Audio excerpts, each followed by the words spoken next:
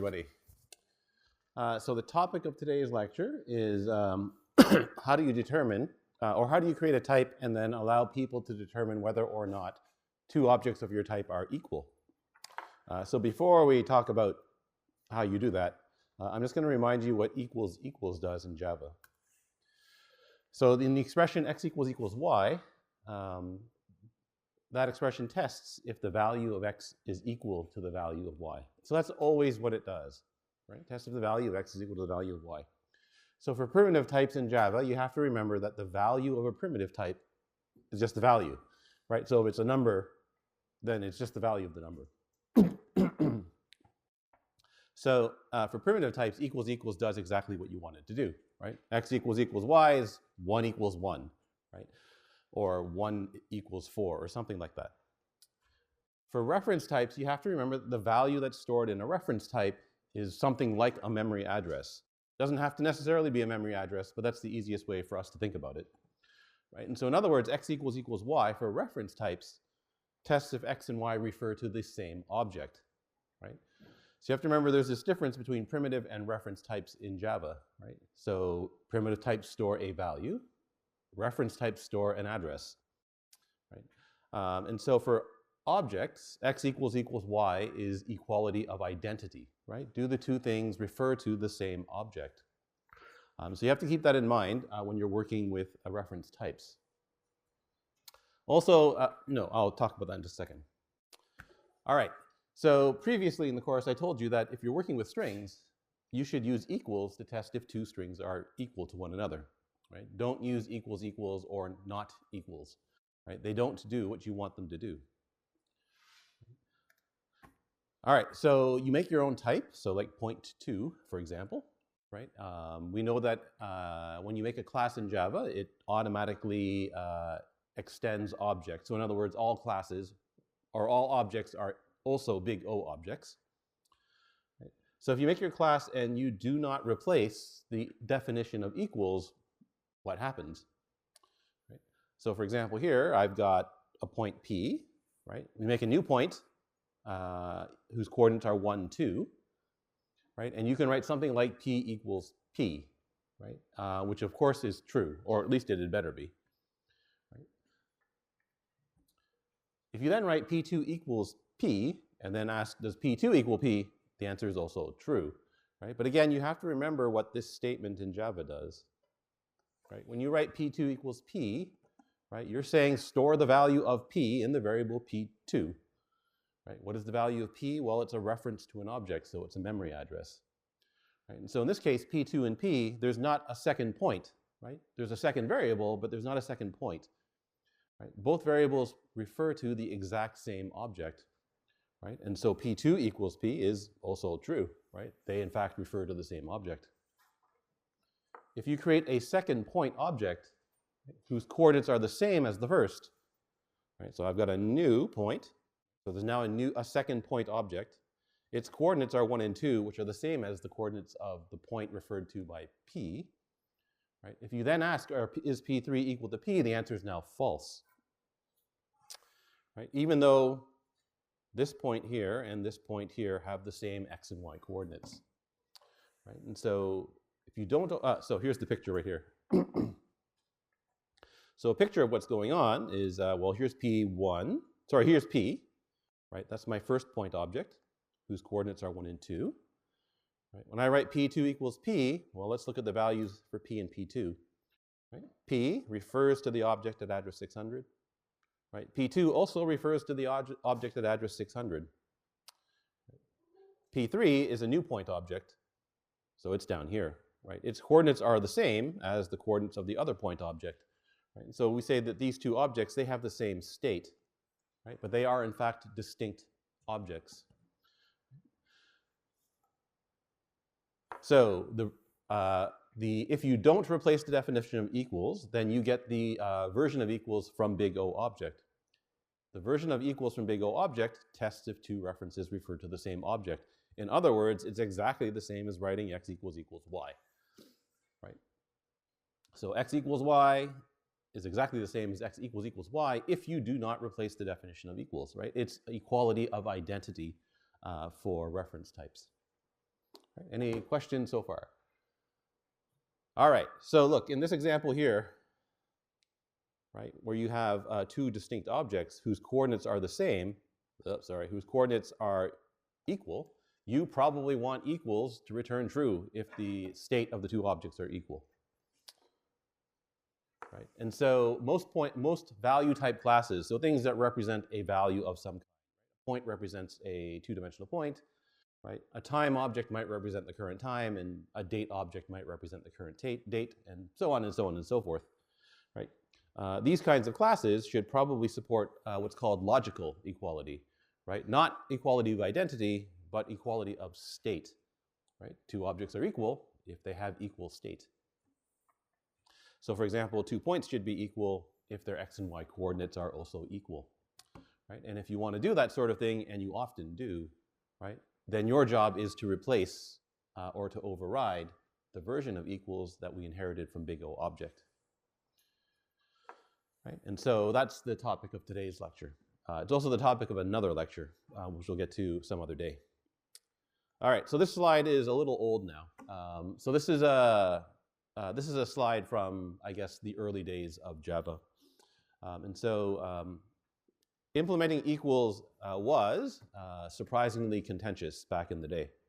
Nowadays, everybody has decided there's 2 ways to do it. Well, there's technically 3 ways to do it. All right, so this is a quote from Angelica Langer. She's a Java consultant. And so she says that one might expect that overriding equals, since it's a fairly common task, should be a piece of cake. And the reality is far from that. Right? There is an amazing amount of disagreement in the Java community regarding the correct implementation of equals. Right? And it used to be the case that if you picked up any 2 textbooks for Java, they would tell you to implement equals in different ways. Right? That is no longer the case. Right? If you follow that link, and if you follow the links that that page links to, you will go into more information than you ever wanted to know about implementing equals. All right, so what we're going to do today doesn't always produce the exact result that you're looking for. And so there's a second way that I'm going to teach you how to implement equals that is appropriate for other applications of equals. Right? But what I tell you today is correct in that it always satisfies the contract for the equals method. So if you go and look in the object class and you look for equals, right, you'll find a very long and detailed description of exactly what equals is supposed to do. Right? And so what I tell you today will satisfy that contract. Right? It's also what the notebooks show you how to do. There's no textbook for this course. But if you look in any modern textbook, you'll see this version of equals as well. All right, so the sister course for 124 is the engineering course is CMP 212. So this is why the slide has that title. All right, so what is equals required to do? So again, if you look at the documentation for object and you look at its equals method, it's a very long and technical description of what equals does. So I don't care if you understand the technical definition. But I do care if you understand the points on this slide. Right? And so when you override equals, it should be the case that an object is always equal to itself. Right? X equals X should always be true. Right? And then there's this thing null. Right? And so I haven't really talked about null in the course yet. The keyword null means no object. So if you have a reference variable, so big O object equal x, you can set it equal to null. And that simply means that there's no object. Right? So if you write x equals null, that should always be false. And that should never cause an exception to be thrown. Right? So that's our other requirement here. Right? So x equals null is always false. Right? For the time being, when you compare 2 objects, they can only be equal if they have the exact same type. Right? So a point can be equal to a point, but it can't be equal to a string, right? And vice versa. So the types of x, so for x dot equals y, the types of x and y must be the same. Right? And finally, if the first 3 conditions are satisfied, and then objects are equal if they have the same state. Right? So 2 points are equal if they have the same or equal coordinates. right? And your job in implementing equals is to make sure all of these things are true. Right? So 1, an instance is always equal to itself, simply means x equals x is always true. Right? Similarly, x equals y should be true if x and y refer to the same object. Right? And we know how to test for this. Right? We know that there's an operator equals equals that tests if two objects refer, or if two references refer to the same object. Right? And so this is easy to test for. Oops, sorry. All right, so when you implement equals, it always looks the exact same way, right? So the signature of the method is always exactly the same, right? And that's because it comes from another class which you didn't define, right? It comes from the class big O object, which the Java language designers defined. So it always looks like public Boolean equals big O object, and then some name here. The name is irrelevant, right? It's not important for our purposes. Right? And so notice that the parameter type here is always big O object, right? It's not the parameter, it's not the name of your type, right? So in point 2, which is what we're about to do, this is not point 2, right? It's always big O object. All right, so requirement number 1, an object is always equal to itself. So you can test if an object is equal to itself. Here.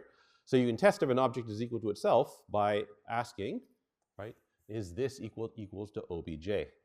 Right, now, if this is confusing to you, remember that in the remember what's going on here. Sorry. I want code.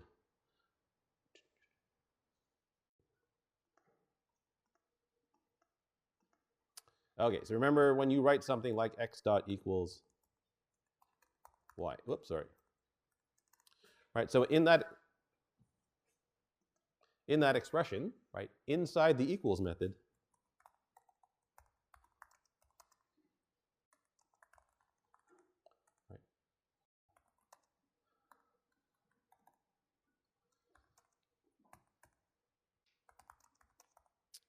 right, so inside our equals method, this is simply x, right, and obj is simply y. Right? This refers to the object that was used to call the method. Right? So we called the method using x. Right? Our parameter is the argument that was passed into the method. Right? So our parameter obj is the argument that was passed to the method. So that's y. Right? So in the slides that I'm showing you, always keep that in mind. Right? So I want to know if x and y refer to the same object. So inside the method, you're going to write this equals obj. Right? I want to know if x and y are the same object. So if this equals obj, what do we know? We know that x and y are the same object. Requirement number 1 says we should return true, so we're just going to go ahead and return true right away. Right? Now technically, you don't have to put this statement here. Right? If you leave it out, the rest of the method will take care of this comparison later on. Right? But it's cheap to test for. Right? It's just one condition to test for, and so you might as well put it in. Okay, step number 2, or requirement number 2. An object is never equal to null, right? So x equals null is always false, and it never throws an exception. Right? One of the requirements of equals is that it never throws an exception. Right? And so what do you have to do here? Well, it looks like you have to test if obj is null. Did I get it right? I got it right. Okay. So if obj is null, right, and that's how you test for equality to null. Right? You don't use equals. It's always equals equals. Right? Which is confusing, admittedly, but that's the way it works. Right? So if obj is null, return false, right? And that satisfies requirement number 2. Right? If you leave this statement out, you're going to run into a problem on the next step. Right? The next step will throw an exception, and you're not allowed to throw an exception from inside equals. Right? So this statement must be here. The first statement does not have to be here. Right? Furthermore, this statement has to be here before the next statement. Right? All right, so the next requirement is requirement number 3. Objects of the same type can be equal. If they don't have the same type, they're not equal. And so now we have the problem of how do you find the type of an object? Right? And so it turns out that the one way you can find the type of an object is with this method called getClass, which is defined in the class big O object. So that means our point2 class also has a method called getClass, right, which you will never override. this is the first time we've seen a final method. Right? So if you look inside the object class, its documentation, you'll find the method getClass. And you'll see that that method is marked as being final. Right? A final method is a method that cannot be overridden. Right? So even if you wanted to replace the definition of getClass, you cannot. Right? So this is the final and only implementation of getClass. Right? It belongs to, it's defined in the class big O object. It returns a type called big C class. You can ignore the stuff inside the angled brackets. Right? So it returns an object of type big C class. The object corresponds to the type, or it corresponds to the type of the object that you have. So for a point2 class, whatever object is returned by the method corresponds to the point2 class. Right? And so this is this lets Java figure out what is the type of an object. Right? It defines one of these class objects for every one of your types. Right? And so there's exactly one object for each type in your program. Right? Okay, so I can use getClass to get the class types of the object that was used to call equals, and the object that was passed to equals. Right. So the class type belonging to so when I write x equals y, the class type belonging to x is just this getClass. Right. The class type belonging to y is just obj getClass. Right. And I'm now going to compare, are those two things different? Right. And so here I'm going to use not equals. Which may confuse you, right? I told you that when you have reference types, you should always use equals equal. You should never use equals equals or not equals to compare two reference types. Right? Go back to the previous slide, and you can see that getClass returns a reference type. So why am I using not equals here to compare them?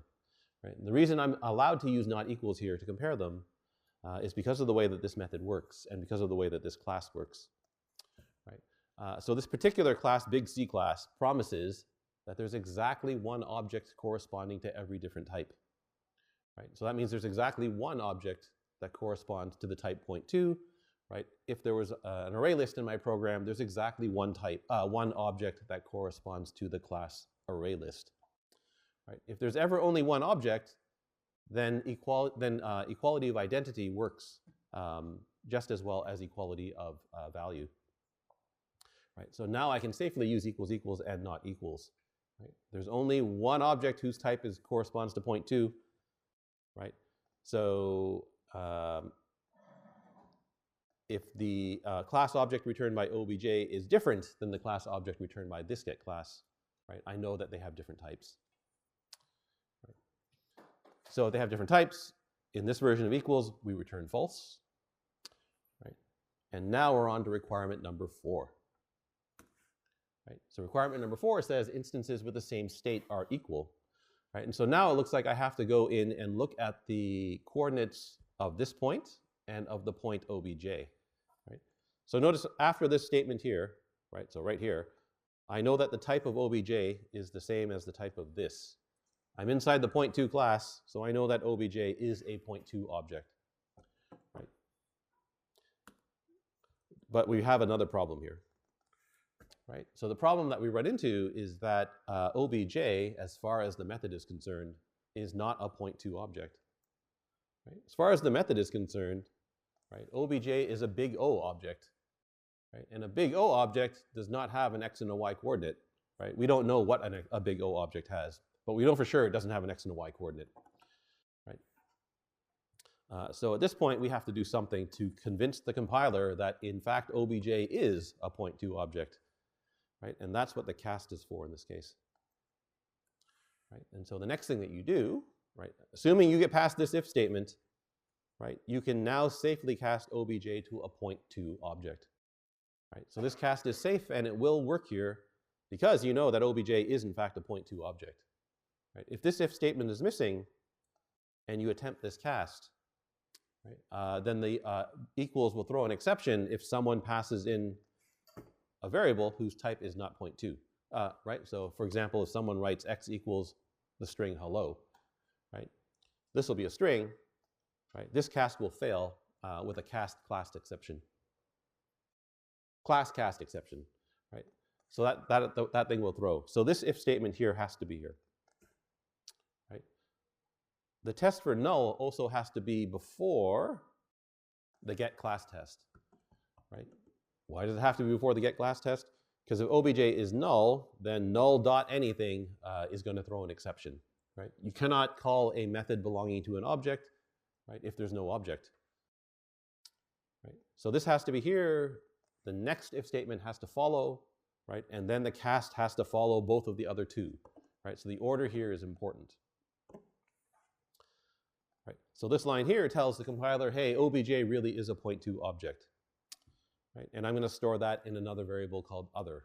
You can also use O or whatever you want to use here. Right? But the cast is required. So that should be a cast to point2, not simple point2. All right, so we now have a point2 object other. I know that this is also a point2 object, so I can finally go in and look at the fields of the two objects. Right? I should get rid of this slide at some point. Anyway, when you go to check if the fields of your type of objects are the same, there is a standard recipe for doing this. To be blunt, this is probably too complicated for this course. Anyway, I'm going to tell you about it.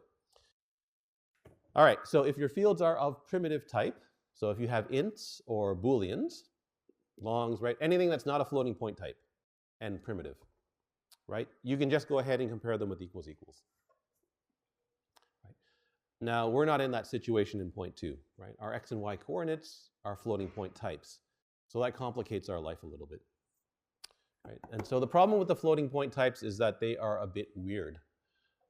So the standard for the floating point type says if you have the number not a number, so if you take 0 and divide it by 0, that's when you get this value called not a number. You also get it in other circumstances. If you try to divide infinity by infinity, you get not a number. The standard says that not a number is equal to nothing, not even itself. That's the way that the IEEE 754 standard is defined. Right? And so that makes it difficult. So if you use equals equals to compare two values and there happen to be not a number, right, that'll return false instead of true. You might want it to return true instead. Right? So assuming that it's meaningful for your class to have fields whose values are not a number, if you want to compare them for equality, you can't just use equals equals. It's not going to work. Right? There's another complication. There's -0 and +0. The IEEE standard says that they are equal, which makes sense, right? -0 is equal to, mathematically -0 and +0 are equal, right? But the Java class double and the Java class float say that this is not the case, right? So if you use float and double, and you call their compare methods, they will tell you that -0 is not the same as 0, right? And the reason they do this is because they want every floating point value to have a unique place in order, right? So -0 comes before +0, and that's so that you can uniquely sort lists of doubles or floats, right? So in other words, you always get -0 before 0 if you sort a list of double in Java, right? But if you compare two primitive types, two primitive floating point types, right, then -0 and 0 compare as being equal. So, to consistently compare two floating point types, where consistently compares means do it the same way that the standard library does it, the trick is to take your floating point value and reinterpret it as an integer value of some type. So that's what these funny methods float to int bits and double to long bits do. Right? So remember, a float is a 32-bit number, a double is a 64-bit number. Right? An int is a 32-bit number, a long is a 64-bit number. Right? So what does all that mean? So it means if you have a long value, it's just 64 zeros and ones. Right? A double value is also 64 zeros and ones. Right? Their actual value, the way you interpret them, depends on their type. Right? So if you have 64 bits, right, it has a particular double value. It also has a particular long value. So if you have a double value, you can ask Java to interpret its bits as a long value instead. right? And all long values are unique, right? Every long value. So integer values you could compare using equals equals, right? So all this thing does here is ask Java to interpret the bits of the number as though it were a long value instead. Right? This method here says, given a float value, reinterpret its bits as though it was an int. Right? And now you can safely compare the result of those values. Right? So I'll show you how you do that in just a second. If you have arrays, so your two fields are arrays, then you should probably compare them using arrays.equals. Right? If you have two objects, if your fields are objects, then you're probably going to want to use equals to compare your fields. Right? So again, I think this is unnecessarily complicated for this course, but it's here. Right? This is the explanation of why you should do this. Again, probably too complicated for this course. Right? This is how you put it into practice. Right? So what do I want to do at this point? I want to compare the x-coordinate of this point. I want to compare the x-coordinate of the other point. Right? For the purposes of this course, you can just write if this x not equal to other x, and I won't care. Right? To do it correctly, you should convert this x to its corresponding long value. You should convert other x to its corresponding long value, right? And then compare them, right? So if these two things are not equal, I know that the x-coordinates are different. I should return false, right? If these two things are not equal, I know that their y-coordinates are not the same. I can return false, right? If you reach this point here, I know that the x and y coordinates are the same, so I can simply return true, right? So once again, for the purposes of this course, you can always write this x equals other x and this y not equal to other y, right? And no one's going to deduct marks from you. Right? If you ask, so Eclipse and various other IDEs are capable of generating equals for you. Right? If you ask those programs to do it for you, this is what you're going to get. Right? So they'll always do it the quote-unquote correct way or consistent way. Right? If you're writing it by hand, which you have to do on a test, right? Don't bother doing this. Right? It takes too much time. And also everybody forgets the name of the methods. So just compare the fields directly. And there is your version, and there's how you implement equals. Right? There's 4 requirements for equals. You have to make sure that all 4 requirements are there. Right? So when you implement equals, remember, it's always public Boolean equals big O object here. Right? It's never the type of your class. Right? The first thing you do is you should test, are the two objects the same object? Right? So if this equals obj, if this equals obj, if they are, return true, and that satisfies requirement number 1. Right? The second thing you should always do is test if obj is null. If it is, you have to return false because x equals null is always false. Step 3. Right? Make sure that only 2 objects of the exact same type are equal. Right? So call getClass on this and obj. If they're different, return false. Right? You have different types. Step 4, perform the cast. I guess this is step 4a. Perform your cast. Right? Whatever obj is, tell the compiler it's in fact one of these things here. Right? Once you've done your cast, compare the fields of your, compare all the fields of your 2 objects, right? If any pair of fields are different, you can return false, right? Don't make the mistake where if these 2 fields are equal, you return true, right? That's not true, right? If the x-coordinates are the same, you don't know that the objects are equal, right? Their y-coordinates might be different, right? So make sure you're testing for the negative case here, right? If they're not equal, return false, right? If all of your fields are equal, if all of the fields of the 2 objects are equal, then you know you can return true at the end. Right? All right, any questions? Super.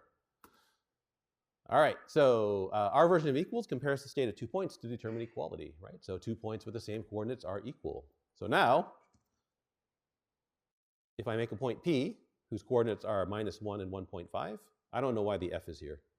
Doesn't matter. -1 and 1.5, right? If I copy that point with the copy constructor and ask, are P and Q equal, the answer will be yes, right? They'll be true. If you make a third point and you set its coordinates to -1 and 1.5 in any way, right? However you do it, whether it's with a constructor or with set or with the X and Y methods, right? When you compare them for equality, the answer will be true, right? And of course, if you compare P to itself, right, the answer will also be true, right?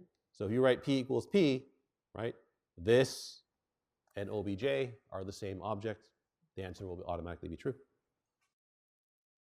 Right. All right, so if you go and look at the contract for equals in the object class, you're going to get stuff that looks like this, right? It will tell you equals must be reflexive, it must be symmetric, it must be transitive, it must be consistent, and it must not throw an exception when past null, right? And these are all mathematical terms. So for the purposes of this course, I don't care that you understand the mathematical terms, but I will tell you what they mean, right? Reflexivity is simply an object is equal to itself, right? So that's requirement number one, right? Symmetry is kind of important, right? Symmetry says that x equals y must be the same as y equals x, right? So in other words, it doesn't matter how you compare two values, right? The answer must be the same. The only exception is if y is null. Right? So x equals null is always false, right? Null equals something will always throw an exception, right? So symmetry doesn't apply when one of the arguments is null, right? Otherwise, it doesn't matter how you compare two objects, they should agree on whether or not they are equal. This unfortunately turns out to be important later on in the course. Right? Transitivity simply means that if you're comparing three objects, then they all must agree whether or not they're equal. So if x equals y is true, and y equals z is true, then it must be the case that x and z are also equal, right? So that's all it means. And consistency means that equals should not be random, right? So inside your equals method, you should not be generating a random number and testing if the random number is equal to something, and then returning the result of that test, right? So if you repeatedly compare two objects for equality, right, the answer should always be the same if the state of the objects don't change. Of course, if the states of the objects change, then yeah, maybe equals return a different value. I guess there's something else missing here. Equals should never change the state of an object. And so that's actually a fairly common mistake that a lot of new programmers will make. They will write their equals method, and for some reason, they'll change the state of the object inside equals, right? Often it's accidentally. Right? And so if you change the state of your object, so equals should never do that, right? Equals is an accessor method, right? It's not a mutator method, right? It should not change the state of an object. And finally, x equals null is always false and never throws an exception, right? And so if you take these 5 things and looked at how, and go back and review how we implemented equals, you can convince yourself that, in fact, the way we did it guarantees that all 5 of these conditions are satisfied. Okay, so let's do one more version of equals, and that would be plenty for today, I think. Yeah. All right, so remember we have a counter. A counter, remember, is simply, it has a single integer value, right? It keeps track of a count of some kind, a non-negative count, right? So how do you implement equals for counter, right? It's always the exact same steps, right? First thing you do when you write equals, it's always public Boolean equals big O object, right? Step 1, make sure that test if this and obj are the same object, right? If they're the same object, you can return true, right? Step 2, make sure obj is not null, right? So if obj is null, automatically return false. Right? Step 3, make sure the 2 objects have the same type. So if this get class is not the same as obj get class, return false. Right? Step 4a, tell the compiler that obj is in fact a counter. Right? So there's your cast. Right? Store the result in another variable. Right?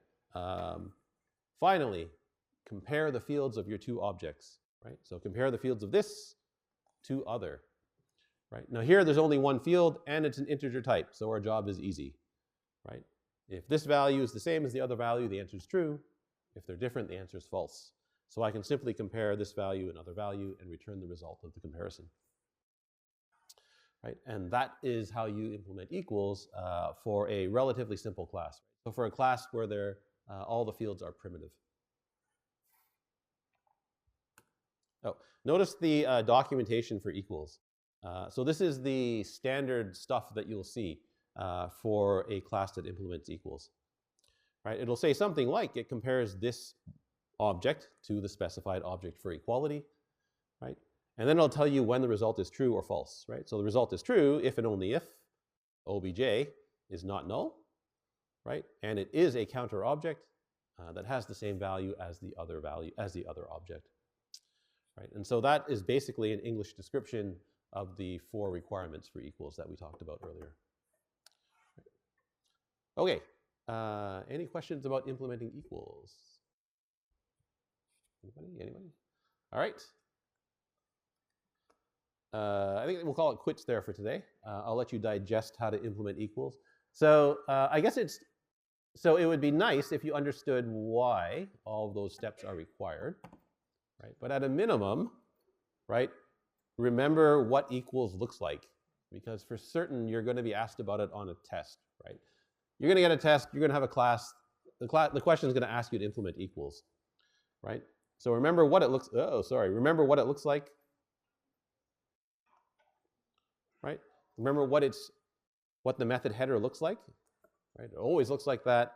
Remember what the steps are, right? And then if you can remember all of that, you're going to get like a 5, you're guaranteed 5 or 6 marks on your test, no problem. Right. All right, have a good weekend, everybody. I'll see you on Tuesday next week.